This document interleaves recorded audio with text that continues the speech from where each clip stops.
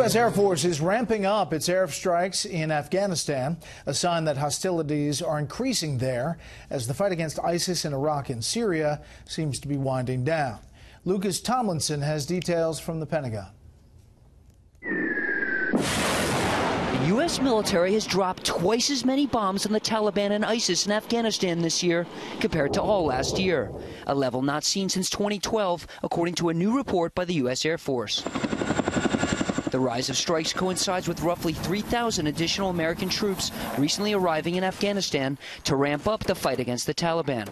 The new soldiers and Marines will operate closer to the front lines, armed with the ability to call in more air power. Need you to move to my location. There are now 14,000 U.S. troops on the ground. The U.S. Army's top officer acknowledged the new danger facing his soldiers. If you're out there with the Afghan security forces, there will be an increased risk. Over the last 6 months, the Taliban has increased the amount of territory it controls or influences. According to a recent U.S. government watchdog report, the Taliban now controls 13% of Afghanistan, compared to 11% 6 months prior. That means 700,000 more people are living under Taliban rule today. Almost half the country lives in districts controlled or contested by the Taliban. But as the U.S. and Afghan army go on the offensive, the number of civilian casualties has risen 52% in the first 9 months of 2017, compared to the same period a year ago, according to the watchdog report. Earlier this week, 4 U.S. troops were wounded in a suicide attack in Kandahar, the spiritual home of the Taliban.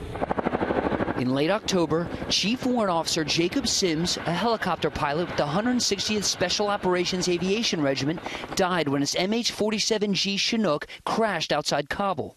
A week later in November, Sergeant First Class Stephen Cribben, a Green Beret, was killed not far from the crash site, the 13th U.S. service member killed in Afghanistan this year. As the ISIS fight in Iraq and Syria winds down, expect more jets to be tasked to Afghanistan.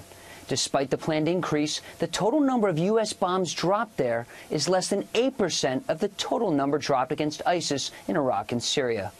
Brett? Lucas Tomlinson at the Pentagon. Lucas, thank you.